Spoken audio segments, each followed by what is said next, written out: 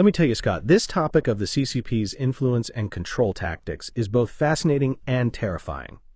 I've been studying their methods of elite capture for years, and what strikes me most is how surgical and methodical their approach is. You're absolutely right, Theo. The level of sophistication in their operations is unprecedented. They've essentially created a playbook for systematically infiltrating and compromising Western institutions. What amazes me is how they operate on multiple levels simultaneously. They're not just targeting individual business leaders or politicians, they're working to reshape entire systems of thought and governance. That's exactly it. When we look at how they operate within America's institutions, it's like watching a masterclass in psychological manipulation. They don't just throw money around, they create these intricate webs of dependency, using everything from business opportunities to academic collaborations. The academic angle is particularly concerning to me, Scott. Through things like the Confucius Institutes and research partnerships, they've gained significant influence over what gets studied, what gets published, and ultimately, what narratives get promoted in our universities. And don't forget the role of technology transfer. They've masterfully exploited our open research environment, often using legitimate academic exchanges as cover for gathering intelligence and acquiring sensitive technologies. You know what's really disturbing? How they've managed to embed themselves into the very fabric of our society. They've got their hooks in everything from Wall Street to Silicon Valley, from our universities to our media outlets. And the genius part? Most people don't even realize they're being influenced. That's one of their most effective tactics, the subtlety of it all. They rarely make obvious power plays. Instead, they create situations where American institutions and leaders gradually become dependent on Chinese money, market access, or other forms of support.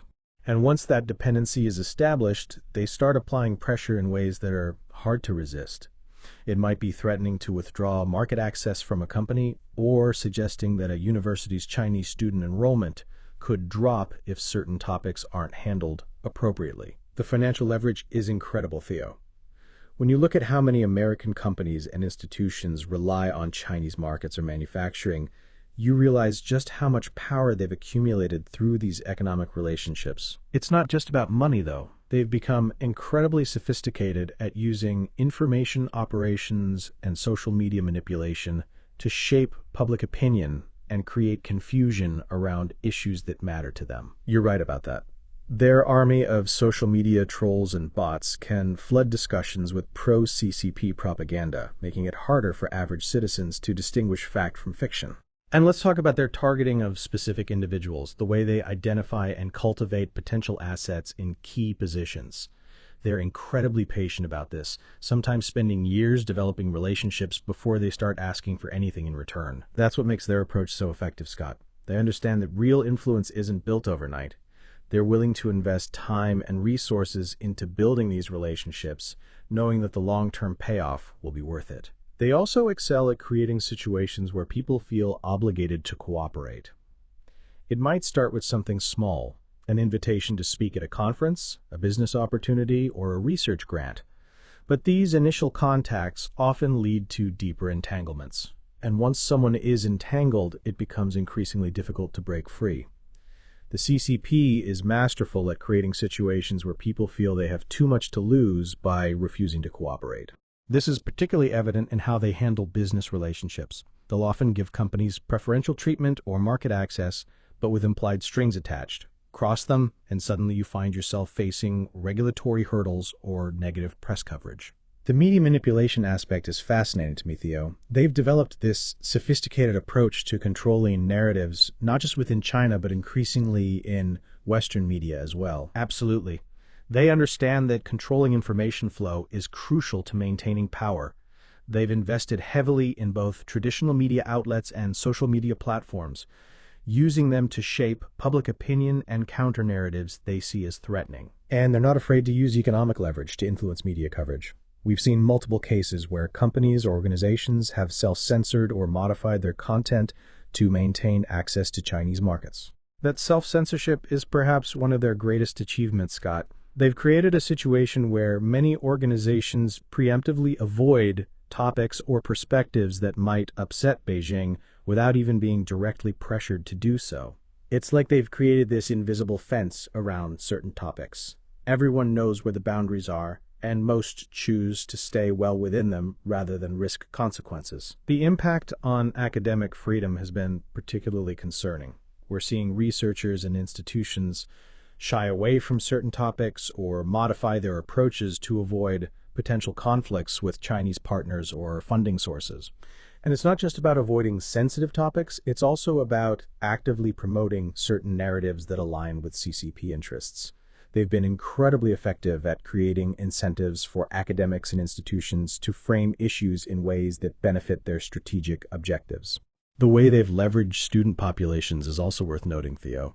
Chinese students have become a significant source of revenue for many Western universities, creating a financial dependency that can be used as leverage. Exactly. And while most of these students are just seeking an education, the CCP has shown they're willing to use this relationship as a pressure point when universities or academics step out of line. They've essentially created a system where institutions have to constantly weigh the financial implications of their academic and administrative decisions against potential responses from Beijing. And this extends beyond just universities, Scott. Think about how many American companies now factor potential CCP reactions into their decision-making processes. It's become a standard part of risk assessment for many organizations. That's what makes their strategy so effective. They've managed to make consideration of their interests a routine part of institutional decision-making in the West. It's almost become unconscious for many organizations. And when you combine all these different vectors of influence, economic, academic, media, political, you start to see the full scope of their strategy. It's comprehensive and mutually reinforcing. Absolutely. Each element supports and strengthens the others, creating this complex web of influence that's incredibly difficult to disentangle once it's established. The question is, what can be done about it? How do we begin to counter this kind of systematic influence operation without causing significant economic disruption? That's the million-dollar question, isn't it? Any effective response will need to be just as comprehensive and coordinated as their influence strategy. It can't just focus on one aspect while ignoring the others. We need to start by raising awareness about how these influence operations work. Many people still don't understand the subtle ways they're being manipulated or influenced. And we need to strengthen our institutions against this kind of influence. That means creating better safeguards against foreign influence in our universities, media organizations, and businesses.